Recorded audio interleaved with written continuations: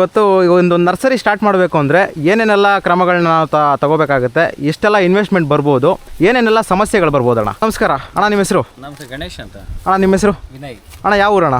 ತೆಲಗರಹಳ್ಳಿ, ಆನೇಕಲ್ ತಾಲೂಕು, ತೆಲಗರಹಳ್ಳಿ. ಅಣ್ಣ ಇವತ್ತು ಒಂದು ನರ್ಸರಿ ಸ್ಟಾರ್ಟ್ ಮಾಡಬೇಕು ಅಂದರೆ ಏನೇನೆಲ್ಲ ಕ್ರಮಗಳನ್ನ ನಾವು ತಗೋಬೇಕಾಗುತ್ತೆ, ಎಷ್ಟೆಲ್ಲ ಇನ್ವೆಸ್ಟ್ಮೆಂಟ್ ಬರ್ಬೋದು, ಏನೇನೆಲ್ಲ ಸಮಸ್ಯೆಗಳು ಬರ್ಬೋದು ಅಣ್ಣ? ಈಗ ನರ್ಸರಿ ಮಾಡಬೇಕಾದ್ರೆ ಮುಖ್ಯವಾಗಿ ಮೇಯ್ನ್ ರೋಡ್ ಪೇಸ್ ಇರಬೇಕು ಫಸ್ಟು. ಆಮೇಲೆ ಲೇಬರ್ ಚೆನ್ನಾಗಿರಬೇಕು, ಓಕೆ, ಲೇಬರ್ ಸೋರ್ಸ್ ಚೆನ್ನಾಗಿರಬೇಕು. ಆಮೇಲೆ ವಾಟ್ರ್ ಚೆನ್ನಾಗಿರಬೇಕು, ಸ್ವೀಟ್ ವಾಟ್ರ್ ಇರಬೇಕು. ಸಾಲ್ಟ್ ವಾಟ್ರ್ ಆದರೆ ಅದು ಆಗಲ್ಲ. ಫಸ್ಟು ಸ್ವೀಟ್ ವಾಟ್ರ್ ಇರಬೇಕು. ಆಮೇಲೆ ಸಾಯಿಲ್, ರೆಡ್ ಸಾಯಿಲ್ ಇದ್ದರೆ ತುಂಬ ಚೆನ್ನಾಗಿರ್ತದೆ ನರ್ಸರಿ ಮಾಡೋದಕ್ಕೆ. ಮರಳಿದ್ರೆ ಅದೊಂದು ಅಷ್ಟು ಗಿಡನ ಚೆನ್ನಾಗಿ ಕಾಪಾಡಲ್ಲ. ಅದಕ್ಕೆ ಡೈಲಿ 2 ದಿವ್ಸಕ್ಕೆ ಒಂದ್ಸತಿ ನೀರು ಹಾಕಲೇಬೇಕು. ರೆಡ್ ಸಾಯಿಲ್ ಇದೆ 3 ದಿವಸ 4 ದಿವ್ಸಕ್ಕೆ ಹಾಕೋದು ಅದು ಚೆನ್ನಾಗಿರ್ತದೆ. ಆಮೇಲೆ ರೆಡ್ ಸಾಯಿಲ್ ನಿಮಗೆಲ್ಲ ಗೊತ್ತು, ಹಳ್ಳಿಗಳ ಕಡೆ ಹೇಳ್ತಾರೆ ಕೆಂಪು ಮಣ್ಣ ಗಂಡು ಭೂಮಿ ಅಂತಾರೆ. ಅದು ಅಷ್ಟು ಚೆನ್ನಾಗಿ ಬೆಳೆನ ಹಿಡಿತದೆ, ಬೆಳೆಸ್ತದೆ ಚೆನ್ನಾಗಿ. ಅಣ್ಣ ಈ ನರ್ಸರಿಯಲ್ಲಿ ಯಾವ ಪ್ಲಾಂಟ್ಸ್ಗೆ ಡಿಮ್ಯಾಂಡ್ ಜಾಸ್ತಿ? ನರ್ಸರಿಗೆ ಈಗ ಇತ್ತೀಚೆಗೆ ಮಹಾಗನಿ ತುಂಬ ಡಿಮ್ಯಾಂಡ್ ಇದೆ. ಟೀಕ್ಗೆ ಮತ್ತು ಎಲ್ಲ ಸ್ಯಾಂಡಲ್ವುಡ್ಗೆ, ತೆಂಗು, ಹೈಬ್ರಿಡ್ ತೆಂಗು ತುಂಬ ಕೇಳ್ತಿದ್ದಾರೆ. ಮತ್ತು ಹುಣಸೆ, ಅದು ಹೈಬ್ರಿಡ್ ಹುಣಸೆ, ಅದನ್ನು ಅವಾಗ ಏನಂತಂದರೆ ತುಂಬ ವರ್ಷಗಳು ಕಾಯ್ಬೇಕಿತ್ತು. ಅದು ಕಾಯಿ ಬಿಡ್ಬೇಕಂತಂದರೆ ಈಗ ಒಂದು 3 ರಿಂದ 4 ವರ್ಷಕ್ಕೆಲ್ಲ ಕಾಯಿ ಬಿಡೋಂಥ ಗಿಡಗಳಿದ್ದಾವೆ. ಇವಾಗೆಲ್ಲ ಜನ ಏನು ಹೇಳ್ತಾರೆ, ಯಾವ ಥರ ಥಿಂಕ್ ಮಾಡ್ತಿದ್ದಾರೆ ಅಂತಂದರೆ, ಅಷ್ಟು ವರ್ಷ ಕಾಯಿ ನಮ್ಮ ಮಕ್ಕಳಿಗೆ ನಮ್ಮ ಮಕ್ಕಳಿಗೆ ಅವ್ರಿಗೆಲ್ಲ ಬೇಕು, ನಾವು ತಿಂದು ನಾವು ಎಂಜಾಯ್ ಮಾಡೋಣ ಅಂದ್ಬಿಟ್ಟು ಇವಾಗೆಲ್ಲ ಸ್ವಲ್ಪ ಹೈಬ್ರಿಡ್ ಗಿಡಗಳನ್ನೆಲ್ಲ ಜಾಸ್ತಿ ಪ್ಲ್ಯಾಂಟ್ ಮಾಡ್ತಾರೆ. ಓಕೆ.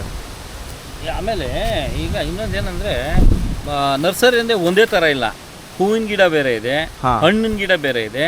ಆಮೇಲೆ ಇದೆಲ್ಲ ಫಾರೆಸ್ಟ್ರಿ ಅಂದರೆ ಈಗ ಲೇಔಟ್ಗಳಲ್ಲಿ ಹಾಕ್ತಾರಲ್ಲ ರೋಡ್ ಸೈಡಲ್ಲಿ, ಅದು ನಮ್ಮಲ್ಲೆಲ್ಲ ಇರೋದು ರೋಡ್ ಸೈಡಲ್ಲಿ ಹಾಕೋಂಥದ್ದು ಗಿಡ. ಇದು ಟಿಂಬರ್ ವುಡ್ ಇದೆ, ಟೀಕ್ ವುಡ್ಡು, ಸಿಲ್ವರು ಎಲ್ಲ ಆಲ್ಮೋಸ್ಟ್ ನಮ್ಮ ನರ್ಸರಿಲಿರೋದೆಲ್ಲ ಫಾಸ್ಟ್ ಮೂಮೆಂಟೇ. ಅತಿ ಹೆಚ್ಚು ನೆರಳು ಕೊಡೋಂಥದ್ದು. ಆಮೇಲೆ ಟಿಂಬರ್ ವುಡ್ ಆಗುವಂಥದ್ದೇ ನಮ್ಮಲ್ಲಿರೋದು. ಹಣ್ಣು ಇದೆ. ಈಗ ಇತ್ತೀಚೆಗೆ ಇವಾಗ ಹೊಸದಾಗಿ ಫ್ರೂಟ್ಸನ್ನು ಸ್ಟಾರ್ಟ್ ಮಾಡಿದ್ದೀವಿ. ಲಿಚಿ, ಬ್ಲ್ಯಾಕ್ ಜಾಮೂನು, ವೈಟ್ ಜಾಮೂನ್, ಮಾವಿನಕಾಯಿ. ಓಕೆ. ಅದು ಮಾವಲ್ಲಿ ತುಂಬ ವೆರೈಟಿ ಇದೆ. ಓಕೆ. ಯಾವ ವೆರೈಟಿ ಇದೆಯಣ್ಣ ಮಾವಲ್ಲಿ? ಮಾವಲ್ಲಿ ಹಿಮಾಮ್ ಪಸಂದ್ ಅಂತಿದೆ, ಮಲ್ಲಿಕಾ ಅಂತಿದೆ, ಮಲ್ಗೋವಾ ಅಂತಿದೆ, ನೀಲಂ ಅಂತ ಇದೆ, ನಾಟಿ ತೋತಾಪುರಿ ಇದೆ. ತುಂಬ ವೆರೈಟಿ, ಇನ್ನೂ ತುಂಬ ವೆರೈಟಿ ಇದೆ. ಬಟ್ ಇವಾಗ ಇತ್ತೀಚೆಗೆ ಹಿಮಾಮ್ ಪಸಂದ್ ಸ್ವಲ್ಪ ಚೆನ್ನಾಗಿದೆ. ಮತ್ತೆ ಮಲ್ಗೋವಾ ತುಂಬ ಒಳ್ಳೇದು. ಒಂದು ಹಣ್ಣೆ 1 kg ಬರೋಂಥ ಒಂದು ಸೈಜ್ ಬರುತ್ತೆ. ಇನ್ನು ಬೇಜಾನ್ ವೆರೈಟಿ ಇದೆ. ಸೊ ನೀವು ಪ್ಲ್ಯಾಂಟ್ಸ್ನ ಇಲ್ಲೇ ಬೆಳಿತೀರಾ ಅಥವಾ ಯಾರ ಹತ್ರನ ಪರ್ಚೇಸ್ ಮಾಡ್ತೀರಾ? ಅಲ್ಲ, ಎಲ್ಲನೂ ನಾವೇ ಬೆಳೆಯೋಕ್ಕಾಗಲ್ಲ. ಕೆಲವೊಂದು ನಾವೇ ಬೀಜ ಹಾಕಿ ನಾವೇ ಇದು ಮಾಡ್ಕೊತೀವಿ, ಮರಿ ಮಾಡ್ತೀವಿ. ಕೆಲವೊಂದು ಗಿಡಗಳನ್ನ ಬೇರೆ ಕಡೆಯಿಂದ ತರಿಸ್ಕೊಂತೀವಿ. ತರಿಸ್ಬಿಟ್ಟು ಈಗ ಅದು 4x6 ಅಲ್ಲಿ ಇರ್ತದೆ, ಚಿಕ್ಕ ಪಾಕೆಟಲ್ಲಿ. ಅದನ್ನ ಬಂದು 8x12, 10x6 ಅಂದರೆ ನಮ್ಗೆ ಯಾವ ರೀತಿ ಕಸ್ಟಮರ್ ಆರ್ಡರ್ ಕೊಡ್ತಾರೆ ಅದನ್ನ ಆ ಪಾಕೆಟ್ಗೆ ಹಾಕಿ ನಾವು ಕೊಡ್ತೀವಿ. ಅಂದರೆ ಈಗ 4x6 ಅದ್ರದ್ದು ಒಂದು 3 ರಿಂದ 4 ತಿಂಗಳು ಅಷ್ಟೇ ಅದ್ರದ್ದು. ಅದು ಒಂದು 2 ಅಡಿ ಇಲ್ಲ 3 ಅಡಿ ಬಂತದೆ 4x6. ಆಮೇಲೆ ಮಾಡೋಕ್ಕಾಗಲ್ಲ. 8x12 ಅಂದರೆ ಒಂದು 8 ಇಂಚ್ ಆಗಲ್ಲ, 12 ಇಂಚು ಉದ್ದ ಇರ್ತದೆ. ಅದು ಮಿನಿಮಮ್ 6 ತಿಂಗಳು 8 ತಿಂಗಳವರೆಗೂ ಅದನ್ನ ಗಿಡ ಮೇಂಟೈನ್ ಮಾಡ್ಬೋದು. 12x16 ಅಂತ ಬರ್ತದೆ ಒಂದು ಪಾಕೆಟ್. ಅದು 1 ವರ್ಷ ಅಂದರೆ 10 ಅಡಿ ಗಿಡವರೆಗೂ ಮಾಡ್ಬೋದು. ಆ ಥರ ಆರ್ಡ್ರ್ ಯಾವ್ದು ಬರ್ತದೆ ಅದ್ರ ಮೇಲೆ ಡಿಪೆಂಡ್ ಆಗೋದು. ಒಂದು ಸೀಡಿಂಗ್ ತಯಾರು ಮಾಡಬೇಕು ಅಂದರೆ ಎಷ್ಟು ದಿನ ಬೇಕಾಗ್ಬೋದು? ಸೀಡಿಂಗ್ ತಯಾರು ಮಾಡೋಕೆ ಅದು ಮರ ಬಿಡಬೇಕು, ಅದು ನಾವು ತಯಾರು ಮಾಡ್ತೀವಿ. ಅಲ್ಲ, ನೆಕ್ಸ್ಟ್ ಇವಾಗ ಮರದಿಂದ ಬಂತು ಅಂದರೆ ಸೊ ನೀವು ಅದನ್ನ ಸೀಡಿಂಗ್ ಪ್ರೋಸೆಸ್ ಐತೆ. ಈಗ ಇದು ಟೀಕ್ ಮರ, ಟೀಕ್ ಬೀಜ ಮಾಡಬೇಕಾದ್ರೆ ಅದು ಈಗ ಚಿಕ್ಕ ಗಿಡಗಳಿಗೆಲ್ಲ ಇದು ಬರ್ತದೆ. ಒಂದು 2-3 ವರ್ಷದ ಗಿಡಕ್ಕೇನೆ ಟೀಕ್ ಬೀಜ ಬರ್ತದೆ. ಬಟ್ ಅದಾಗಲ್ಲ. ಅದೇನಿದು ಒಂದು 25 ವರ್ಷದ ಮೇಲೆ ಇದ್ರೆ ಆ ಬೀಜನ ಉದುರಿಸ್ತೀವಿ. ನ್ಯಾಚುರಲ್ ಹಣ್ಣಾಗಿ ಉದುರ್ಬಿಡ್ತದೆ. ಅದನ್ನೆಲ್ಲ ಗುಡಿಸಿ ಒಂದು ಕಡೆ ಸ್ಟೋರೇಜ್ ಮಾಡಿ ಒಂದು ಗುಂಡಿ ಹೊಡಿತೀವಿ. ಗುಂಡಿ ಹೊಡೆದು ಅದರೊಳಗೆ ಮುಚ್ಚಿಬಿಟ್ಟು ಒಂಥರ ಈ ಸಗಣಿ ಬರ್ತದಲ್ಲ ಅದನ್ನೆಲ್ಲ ಕಲಿಸ್ಬಿಟ್ಟು ಅದನ್ನ ಹಾಕ್ಬಿಟ್ಟು ಮುಚ್ಚಿಬಿಡ್ತೀವಿ. ಮುಚ್ಚಿ ಒಂದು 6 ತಿಂಗಳು ಹತ್ತ ಬಿಟ್ಬಿಡ್ತೀವಿ. ಎಲ್ಲ ಗೆದ್ಲೆಲ್ಲ ಅದ್ರ ಮೇಲೆ ಒಂದು ಅದೇನೋ ಒಂದು ಕಂಟೆಂಟ್ ಬರ್ತದೆ, ಬೀಜದ ಮೇಲೆ ಒಂದು ಇಪ್ಪೆ ಬರ್ತದೆ. ಅದು ಕ್ಲಿಯರ್ ಆಗಬೇಕು. ಅದು ಕ್ಲಿಯರ್ ಆದ್ರೆ ಬೀಜ ಹುಟ್ಟೋದು. ಅದನ್ನ ಕ್ಲಿಯರ್ ಆಗಬೇಕಾದ್ರೆ ಮಿನಿಮಮ್ ಒಂದು 6 ವರ್ಷ ಮೇಲೆ 6 ತಿಂಗಳ ಮೇಲೆ ಬೇಕು. ಇಲ್ಲಾಂದ್ರೆ ಅದು ಕ್ಲಿಯರ್ ಆಗಲ್ಲ. ಅದನ್ನೆಲ್ಲ ಗೆದ್ಲೆಲ್ಲ ತಿಂದ ಮೇಲೆ ಅದನ್ನ ನಾಟಿ ಮಾಡಿದ್ರೆ ಅದು ಬರ್ತದೆ. ಅದು ಇಲ್ಲಾಂದ್ರೆ ಬರಲ್ಲ. ಬೇರೆ ಇನ್ನು ನಾವೇನು ಅಂತ ಸೀಡ್ಸು ನಾವೇನು ಮಾಡಕ್ ಹೋಗಲ್ಲ. ಗಂಧ ಮಾಡ್ತೀವಿ. ಗಂಧ ಮಾಡ್ಬೋದು, ಗಂಧನೂ ಮಾಡೋದಕ್ಕೆ. ಗಂಧ ಏನಂತಂದ್ರೆ ನಾವು ಅದು ಮೇಲೆಗಡೆ ಇರೋ ಸಿಪ್ಪೆ ಸೇಮ್ ಇದೇ ಥರನೇ ಅದು ಮೇಲೆ ಸಿಪ್ಪೆ ಎಲ್ಲ ಹೋಗ್ಬೇಕು.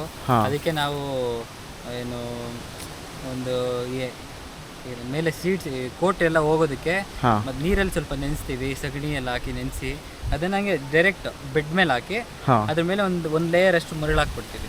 ಓಕೆ. ಅದಕ್ಕೆ ಮಿನಿಮಮ್ ಅಂತಂದ್ರೂ ಒಂದು ಮಂತ್ ಮೇಲೆ ಬೇಕದು ಮೊಳಕೆ ಸ್ಪ್ರೋಟ್ ಆಗೋಕ್ಕೆ. ಅದರಲ್ಲಿ 1 kg ಇದಕ್ಕೆ ಒಂದು ಯಾವ ಥರ ಅಂತಂದರೆ ಜರ್ಮಿನೇಷನ್ ಆಗೋದು ನಾವು 100% ಜರ್ಮಿನೇಷನ್, 60 to 70% ಅಷ್ಟೇ ಜರ್ಮಿನೇಷನ್ ಆಗೋದು. ಓಕೆ.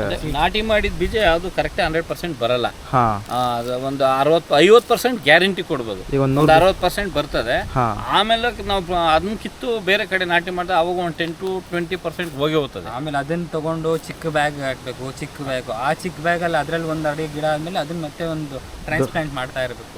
ಅದ್ರಲ್ಲಿ ಶಿಫ್ಟಿಂಗು, ಗ್ರೇಡಿಂಗು ಎಲ್ಲ ಮಾಡಬೇಕು. ಅದಕ್ಕೆ ಸಪೋರ್ಟಿಂಗ್ ಒಂದು ಗಿಡ ಹಾಕ್ಬೇಕು, ತೊಗರಿ ಅಥವಾ ಒಣಗನೆ ಚಿಕ್ಕದಿದ್ದಾಗ ಒಣಗನೆ ಸೊಪ್ಪು. ಅದಾದ್ಮೇಲೆ ದೊಡ್ಡದು ರೈತರು ತಗೊಂಡು ಹೋದ್ರೆ ಅದಕ್ಕೆ ಒಂದು ತೊಗರಿ ಹಾಕ್ತಾರೆ, ತೊಗರಿ ಅಥವಾ ಇದು ಒಳ್ಳೆಬೇವು. ಒಳ್ಳೆಬೇವು. ಹಾಂ. ಒಳ್ಳೆ ಬೇವು ಹಾಕಲ್ಲ, ಇದಾಕ್ತಾರೆ, ಯಾವುದು ಸರ್ವೆ ಹಾಕ್ತಾರೆ. ಸರ್ವೆ ಅಂದ್ರೆ ಇದಕ್ಕೆ ಫೈಬರಸ್ ರೂಟ್ ಇರೋಂಥ ಗಿಡ ಬೇಕು. ಇದ್ರ ಈ ಗಂಧ ಹೆಂಗೆ ಅಂತಂದ್ರೆ ಇನ್ನೊಂದು ಬೇರೆ ಸಹಾಯದಿಂದ ಬೆಳೆಯುವಂಥ ಗಿಡ ಗಂಧ.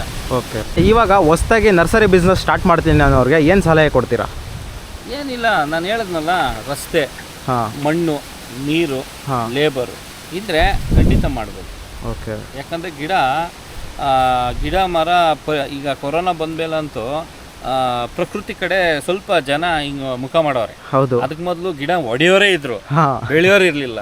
ಇವಾಗೆಲ್ಲ ಸ್ವಲ್ಪ ಬೆಳೆಯೋಕೆ ಮನ್ಸು ಮಾಡೋರೆ. ಆಕ್ಸಿಜನ್ನು ಅನ್ನೋದು ಏನು ಕೊರೋನಾ ಟೈಮಲ್ಲಿ ಅದರ ಪ್ರಭಾವ ಏನು ಅಂತ ಗೊತ್ತಾಯ್ತು, ಸ್ವಲ್ಪ ಗಿಡ ಬೆಳೆಸೋದಕ್ಕೆ ಸ್ವಲ್ಪ ಮುಂದೆ ಬಂದವ್ರೆ ಜನ. ಹೌದು. ಅದಕ್ಕೆ ಮೊದಲು ಏನು ಇರಲಿಲ್ಲ, ಈಗ ಸ್ವಲ್ಪ ಮನ್ಸು ಮಾಡೋರೆ.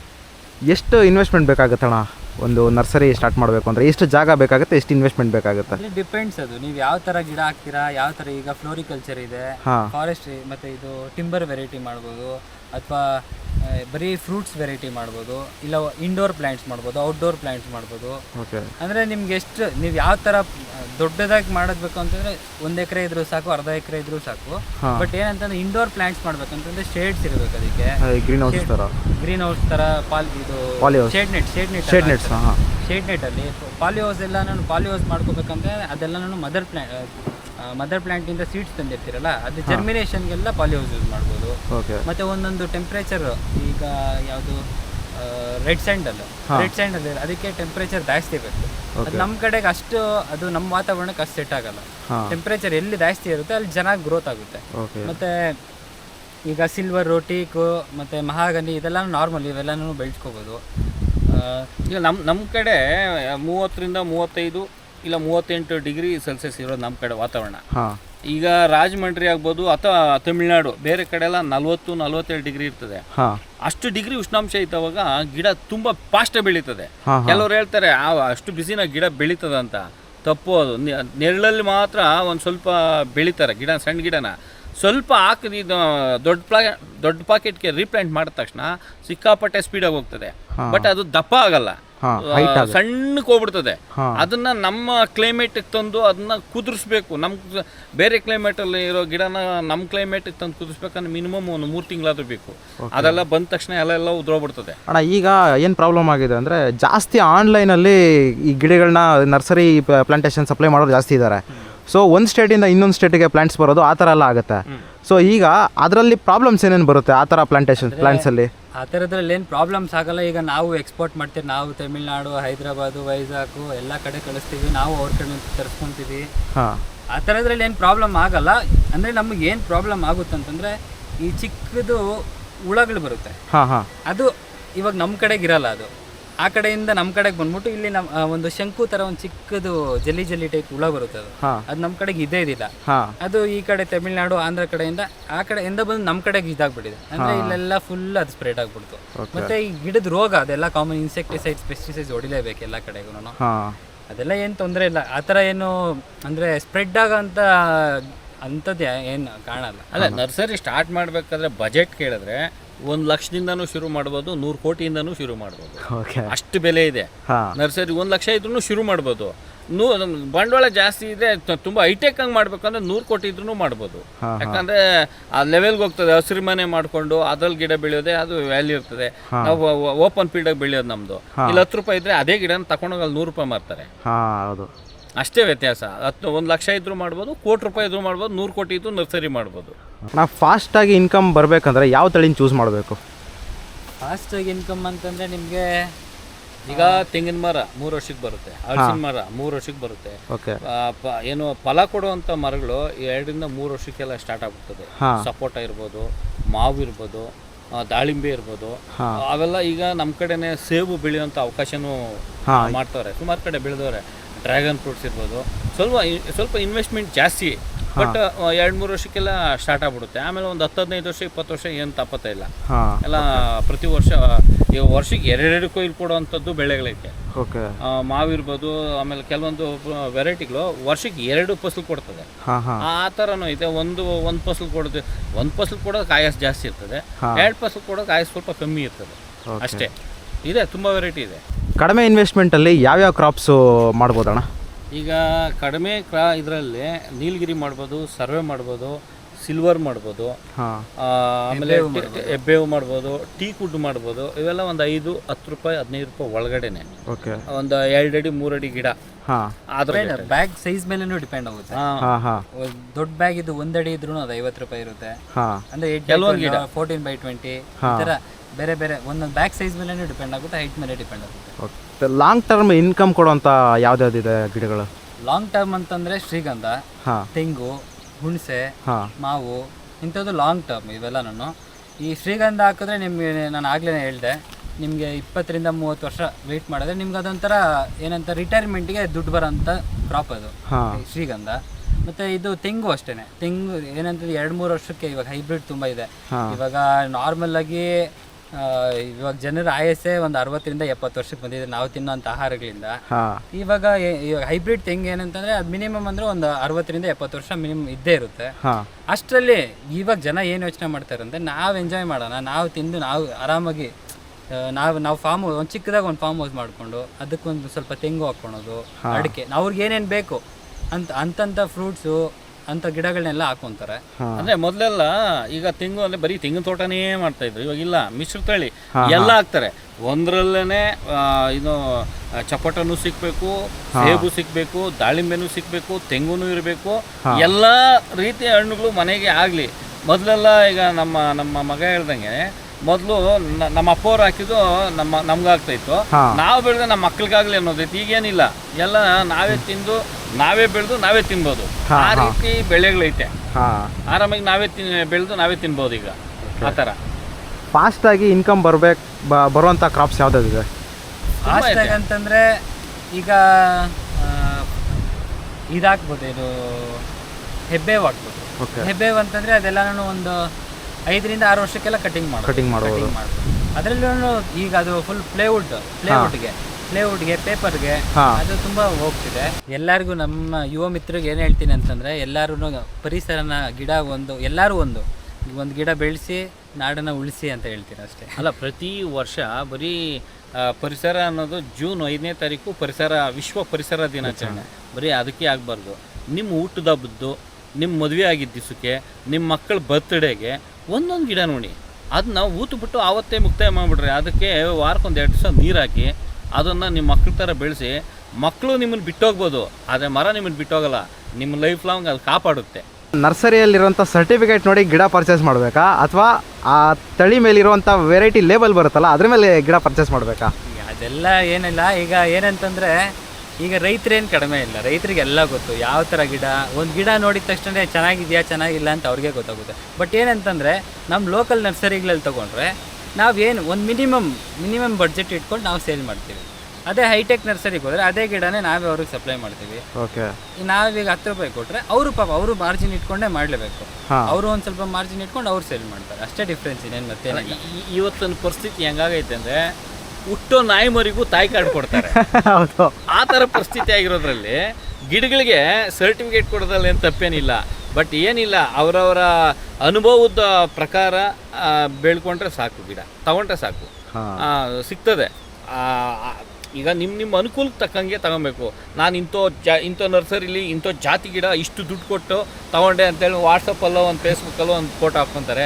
ಕೆಲವರು ಅದಕ್ಕೆ ತಗೊತಾರೆ, ಊತ್ ಬಿಟ್ರೆ ಅದಕ್ಕೆ ನೀರು ಕೂಡ ಹಾಕಲ್ಲ, ಅದಕ್ಕೆ ನೀರೇ ಹಾಕಲ್ಲ. ಅದಕ್ಕೆ ಹಂಗೆ ಮಾಡಬಾರ್ದು. ಗಿಡ ತಗೊಂಡ್ಮೇಲೆ ಅದನ್ನು ಮಗು ಥರ ಮಾಡಿದ್ರೆ ಒಳ್ಳೆಯದಾಗುತ್ತೆ. ಈಗ ರೈತರು ನಿಮ್ಮ ನರ್ಸರಿಯಲ್ಲಿ ಗಿಡ ತೊಗೊಂಡ್ರೆ ಮಾಡೋವಂಥ ತಪ್ಪುಗಳೇನ ತೊಗೊಂಡ್ಮೇಲೆ ಗಿಡನ? ಕರೆಕ್ಟಾಗಿ ಕೆಲವರು ನಾನು ನೋಡಿದ್ದೀನಿ, ಆ ಪಾಲಿಥೀನ್ ಪೇಪರ್ ಬರುತ್ತಲ್ಲ, ಆ ಪೇಪರೇ ಅರಿಯಲ್ಲ, ಗುಂಡಿ ಹೊಡೆದ್ಬಿಟ್ಟು ಹಂಗೆ ಉಣ್ತಾರೆ. ಅದು ಆ ಪೇಪರು ನೀವು 10-20 ವರ್ಷ ಆದ್ರೂ ಭೂಮಿ ಒಳಗಡೆ ಕೊಳೆಯಲ್ಲ, ಅದು ಹಂಗೆ ಇರ್ತದೆ. ಅದನ್ನು ಕಿತ್ತು ಓಪನ್ ಮಾಡಿ ಬೇರೆ ಈಚೆ ಬರ್ಬೇಕಾದ್ರೆ ತುಂಬಾ ಕಷ್ಟ, ವರ್ಷಗಳೇ ಬೇಕಾಗ್ತದೆ. ಅದನ್ನಿಂದ ಫಸ್ಟು ಪಾಲಿ ಕವರ್ ಓಪನ್ ಮಾಡಬೇಕು. ಆಮೇಲೆ ಚಿಕ್ಕದಾಗ ಹೊಡಿತಾರೆ, ಬಾಸಿನೋ ಅಥವಾ ಚೆನ್ಕೆ ತಗೊಂಡು 1 ಅಡಿಗೆ 1 ಅಡಿ ಹೊಡಿತಾರೆ. ಅದು ತಪ್ಪು ನೀವು ಮಾಡೋದು. 3 ಅಡಿ ಹೊಡಿರಿ, 3 ಅಡಿಗೆ 3 ಅಡಿ ಹೊಡಿರಿ. ಆ ಗಿಡ ಎಷ್ಟಪ್ಪನೇ ಇರಲಿ, 3 ಅಡಿಗೆ 3 ಅಡಿ ಹೊಡೆದು 1 ಅಡಿ ಮಣ್ಣು ಮುಚ್ಚಿರಿ, ಗೊಬ್ಬರ ಹಾಕ್ರಿ, ಅದ್ರ ಮೇಲೆ ಗಿಡ ಇಟ್ಟು ಮತ್ತೆ ಎಲ್ಲ ತುಂಬ ಮಣ್ಣು ತುಂಬಿ ಇದ್ರೆ ಹುಸಿ ಇರ್ತದೆ. ಆ ಹುಸಿ ಇದ್ರೆ ಬೇರು ಸಲ್ಲಂತ ಜಲ್ದಿ ರೂಟ್ಸ್ ಬೆಳವಣಿಗೆ ಆಗ್ತದೆ. ಆಮೇಲೆ ಆದಷ್ಟು ಆರ್ಗ್ಯಾನಿಕ್ ನಾಟಿ ಗೊಬ್ಬರ ಹಾಕಕ್ಕೆ ಪ್ರಯತ್ನ ಪಡಿ. ಈ ಏನು ಸೀಮೆ ಗೊಬ್ಬರ ಅಂತಾರಲ್ಲ ಮೂಟೆಗಳು, ಅವೆಲ್ಲ ಹಾಕೋದು ಬಿಡಿ. ನಾಟಿ ಗೊಬ್ಬರ, ಕೊಟ್ಟಿಗೆ ಗೊಬ್ಬರ ಹಾಕಿದ್ರೆ ತುಂಬ ಲೈಫ್ ಬರ್ತದೆ ಗಿಡಕ್ಕೆ, ಜಲ್ದಿ ಇದಾಗ್ತದೆ, ಏನೋ ಬೆಳೀತದೆ, ಅದು ನಾವು ಬೇಗ ಫಲ ಕೊಡ್ತದೆ. ಈಗ ಆನ್ಲೈನಲ್ಲಿ ಯಾರಾದರೂ ಆರ್ಡ್ರ್ ಮಾಡಿದ್ರೆ ನಿಮ್ಮ ನರ್ಸರಿಗೆ ಕಳಿಸ್ಕೊಡ್ತೀರಾ ಗಿಡನ? ಇಲ್ಲ, ನಮ್ದು ಆನ್ಲೈನ್ ಇಲ್ಲ, ನಮ್ದು ಏನಿದ್ರು ಆಫ್ಲೈನು. ನಮ್ಮದು ಆನೇಕಲ್ಲಿಂದ ತಳೀರಿ ರೋಡ್ಗೆ ಹೋಗ್ಬೋದು, ಅಂಬಿಕಾ ನರ್ಸರಿ ಅಂತಿದೆ. ಓಕೆ, ಗೂಗಲಲ್ಲಿದೆ, ಬರ್ಬೋದು. ರೂಟ್ ಮ್ಯಾಪ್ ಹಾಕೊಂಡು ಬರ್ಬೋದು, ಡೈರೆಕ್ಟ್ ಬರ್ಬೋದು. ಆನ್ ಸ್ಪಾಟ್ ಗಿಡ ನೋಡ್ಬೋದು, ಅವ್ರಿಗೆ ಏನು ಇಷ್ಟ ಆಗ್ತದೆ ಅದು ತೊಗೊಂಡೋಗ್ಬೋದು. ನಾವು ಆನ್ಲೈನ್ ಡೆಲಿವರಿಗೆಲ್ಲ ಹೋಗಲ್ಲ. ಅದ್ರಲ್ಲಿ ತುಂಬ ಜನ ಮೋಸ ಹೋಗವ್ರೆ. ತಗೊಂಡೋಗಿ ಯಾರೋ ಇದಾಗೋದು ಬೇಡ, ಅವ್ರ ಕಣ್ಣಿಗೆ ಬೇಕಾಗಿದ್ದ ಗಿಡ ತಗೊಂಡೋಗ್ಬೇಕು ಅಲ್ವಾ? ಅದು ತಗೊಂಡೋಗಿ ಅವರು ನಾವು ಹೇಳ್ತೀವಿ, ಅವರು ಫಿಸಿಕಲ್ ಇಲ್ಲಿ ಬಂದವಾಗ ಯಾವ ರೀತಿ ಮೆಥಡ್ ಅನ್ನೋದನ್ನ ನಾವು ಹೇಳ್ಕೊಡ್ತೀವಿ, ಇದೇ ಥರ ಮಾಡಬೇಕು ಅಂತ. ಆ ಥರ ಮಾಡಿದ್ರೆ ಗಿಡ ತುಂಬ ಚೆನ್ನಾಗಿ ಡೆವಲಪ್ಮೆಂಟ್ ಆಗುತ್ತೆ. ಆನ್ಲೈನ್ ಆದರೆ ಗಿಡ ತೊಗೊತಾರೆ, ಅವ್ರು ಆನ್ಲೈನ್ ಪೇಮೆಂಟ್ ಮಾಡ್ತಾರೆ, ನಾವು ಆನ್ಲೈನ್ ಗಿಡ ಕಳಿಸ್ತೀವಿ. ಏನು ಅನುಭವ ಆಗುತ್ತೆ? ಹೌದು, ಏನು ಅನುಭವ ಆಗಲ್ಲ. ಅವ್ರಿಗೆ ತಗೊಂಡೋಗ್ತಾರೆ, ಅವ್ರ ತಲೆಯಲ್ಲಿ ಏನಿದೆಯೋ ಅದನ್ನೇ ಮಾಡೋದು. ನಾನೀಗ ಹೇಳಿದ್ನಲ್ಲ, ಕವರ್ ಓಪನ್ ಮಾಡಲ್ಲ ಅಂಥವು ರೈತರು ಮಾಡಲ್ಲ, ತುಂಬ ಮಾಡೋದು ಎಜುಕೇಟೆಡ್ಗಳೇ. ಅದನ್ನ ಓಪನ್ ಮಾಡಿ ನೀಟಾಗಿ ಮಾಡಿದ್ರೆ ಏನು ಸಮಸ್ಯೆ ಆಗಲ್ಲ, ಸೂಪರ್ ಬರ್ತದೆ. ಅದನ್ನು ಆನ್ ಸ್ಪಾಟ್ ಬರಬೇಕು.